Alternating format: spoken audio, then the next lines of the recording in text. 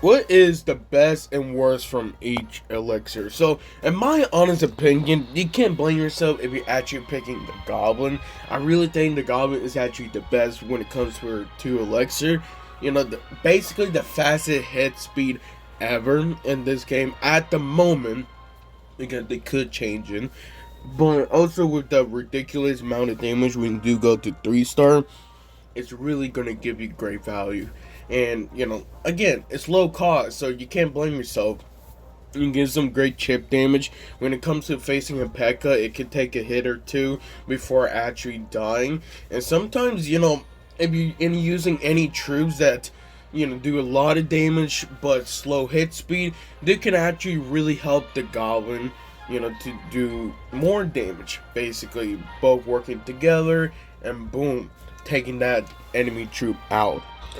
Now, sadly, I really think that the bomber is actually the worst into elixir, but it's not that bad. Okay, the reason why I say it's the worst is because as the games go on, you're not gonna be getting, any troops that are gonna be close. Okay, not like the princess, that even though it does take a long time to reload, I think it compensates itself from the ability it can do, and also the amount of damage it does. Even though Bomber did got a buff, I really do not think that buff is really gonna help it elevate itself. Okay, yeah, there's sometimes, you get some matches there and there that the troops are together and Bomber is really good, but with this amount of plays, and especially if you're high in trophies, where I am at the moment, you're not going to be getting that as much.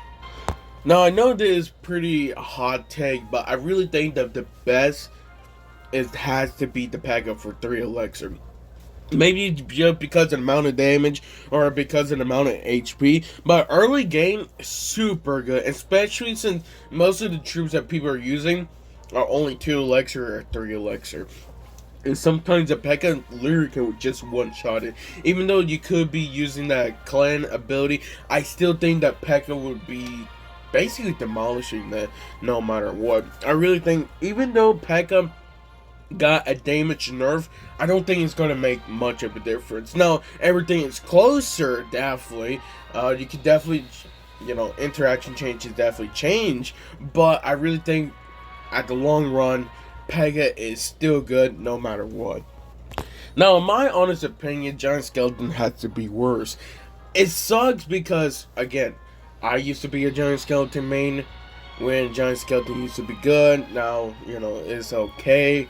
But the issue with Giant Skeleton is because even if you do get it a 3-star, it doesn't do that much damage. And I'm sort of bug out with this. I understand that, yeah, using the bomb, that's where the awesome ability it makes it. But like, I really think most of the time, Giant Skeleton is always the last thing to die, no matter what. Every time I use it, it's always one of the last troops to die, and that's the reason why, I had to put it low. I feel like if they give it a damage buff, or maybe, rework its hit points with the damage, I think it could actually be really good.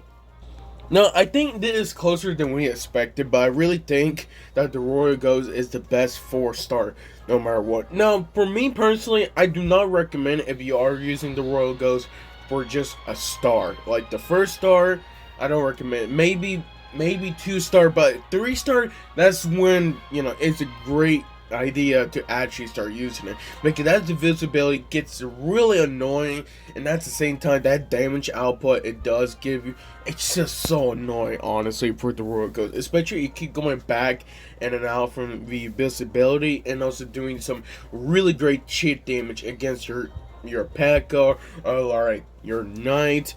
And it's such a great idea. I know, so Undead just got buffed too, though actually making all the other Undead troops buff even more. So I really think at the long run, this card is definitely the best 4-star elixir.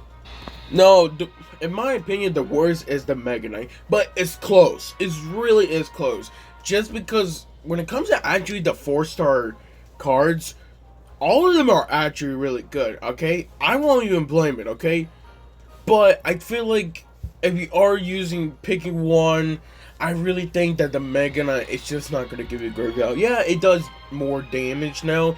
It was probably got the biggest damage it ever got. I think it went to like 76 to 102. That's going to make a huge difference. But I just feel like you're not going to get that stun half of the time because Mega Knight always dies, okay? Yeah, you could get it up to 3 stars at the moment, but I see Mega Knight literally dies one of the first troops when I do face, and that sucks because that means you're losing something that can stun, and it's really good. When it comes to stun, really good, but if you kill it first, you're not going to get much value for it. Now, it's really hard to actually pick a 5-star just because there's only 3, but at the same time, you know, with the amount of changes we do got in rework and nerfs, I still think Archer Queen by barely. We're talking about that close, okay? I think it goes, you know, up and down depending on Archer Queen and Scout the King. Sorry, Golden Knight, you already know, okay?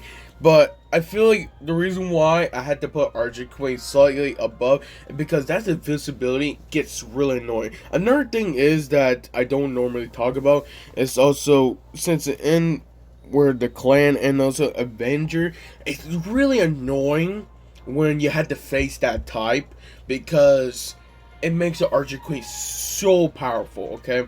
So powerful, basically getting double the damage, and then according with the Avenger, even more damage. And normally, if you are using the Valkyrie, Bandit, and Archer Queen, you know, Archer Queen usually is the last one out of the 3, and it just makes it even do more damage. But I'm not gonna lie, I don't blame people who actually pick Skeleton King at their Archer Queen because that big nerf it did got actually double nerf, my bad. Definitely made some changes, but of course, the worst one out of the 3 has to be the Golden Knight. As much I would like the Golden Knight, it failed me constantly. I even had a 3-star Golden Knight, and then it got 1 dash or anything, okay? Maybe because how I placed it for the first time is weird because, like, a 3-star can make a huge difference between each card, okay?